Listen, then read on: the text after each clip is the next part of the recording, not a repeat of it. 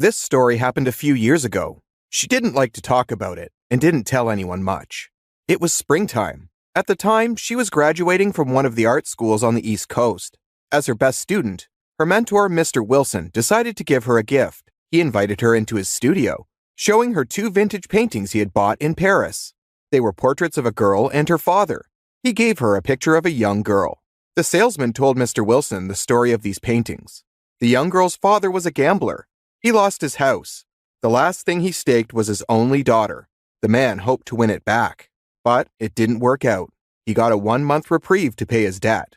In the meantime, he commissioned a portrait of his beloved daughter to keep her image in his memory. The portrait was of a pale young girl with big, sad eyes, dressed in a blue dress. She held a fan in one hand and a giant black cat on her lap.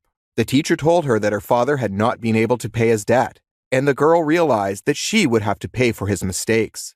In the morning, she was found hanging in the same dress in their garden. The grief-stricken father never parted with the portrait of his daughter for the rest of his life. The man said she came to him every night and brought the leather strap of her dress where she had hanged herself. The daughter would hold it out to her father. It would put him out of his misery, she said. Eventually, one morning, he was found in the same tree where his daughter had once hanged herself. The teacher only wanted to buy one portrait, but the salesman said it was impossible to separate father and daughter. They were always supposed to be together. So Mr. Wilson bought 2 paintings at once and suggested that she choose one of them as a gift. That same evening, the portrait was already standing in her living room across from the dining room table. From anywhere in the room, a girl seemed to be watching her. She named her Louise. Her life was full of work, study, and a few friends.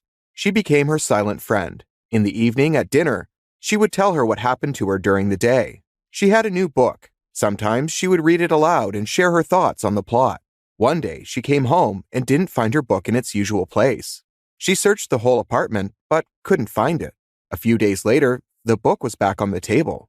It gave off a faint scent of perfume that wasn't mine, and the bookmark was on a different page. But at the time, she decided that she just needed more rest. At night, she could hear some girl's voice, like she was talking to someone on the phone or to herself. Her voice was muffled, and she could barely make out the phrases, but she was speaking French. Some of the words she was able to translate. At first, she ignored it because she lived in an apartment building. The neighbors were frequently changing, and she didn't even know many of them. One day, when she came home earlier than usual, it seemed to her that a black shadow flashed near the door of her room, and she heard claws clacking on the floor. And at the exact second, there was a thud, as if something had fallen in the apartment. The thought flashed through her mind that it was a cat. But where had it come from?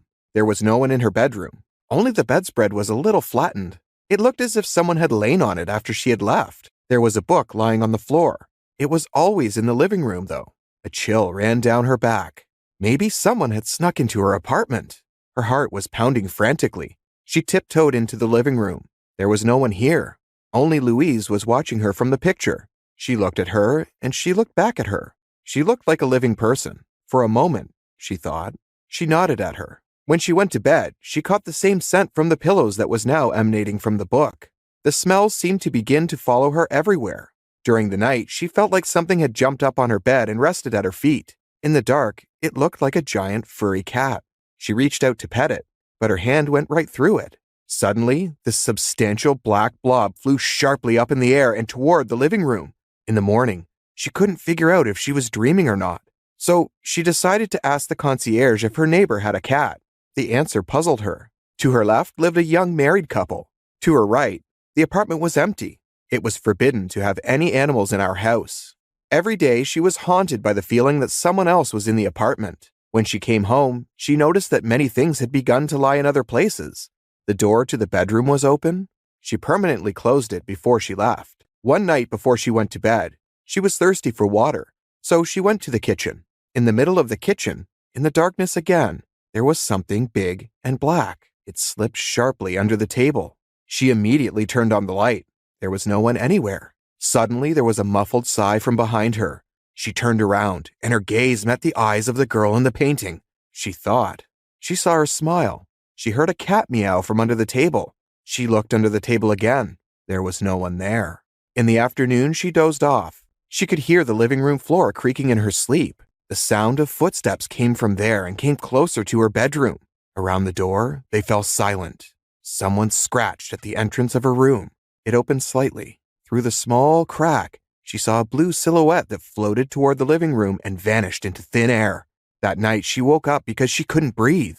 Something was squeezing her throat.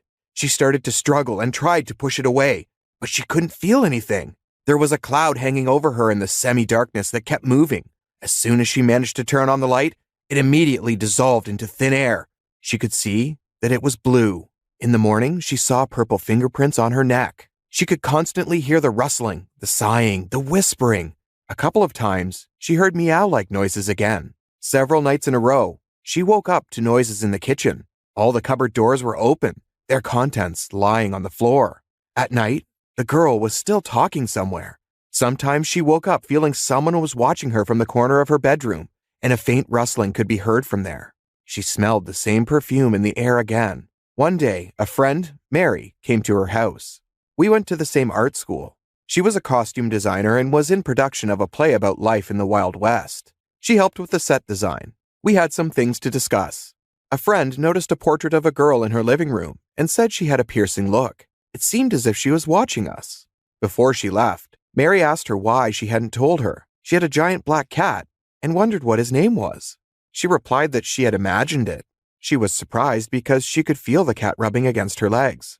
When she went to bed, there was a fan on the table beside her. It must have been a prop from the theater where Mary worked, and she had forgotten it, only she didn't see her go into her bedroom. The next day, she took the fan to the theater and asked her to give it to Mary. The same night, her sleep was restless. She heard someone walking around her room. There was a disgruntled whisper.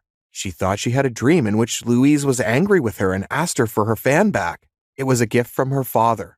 And then, the girl slammed the door to her bedroom loudly. She woke up to this rattle and saw that the door was closed, even though she remembered exactly leaving it open.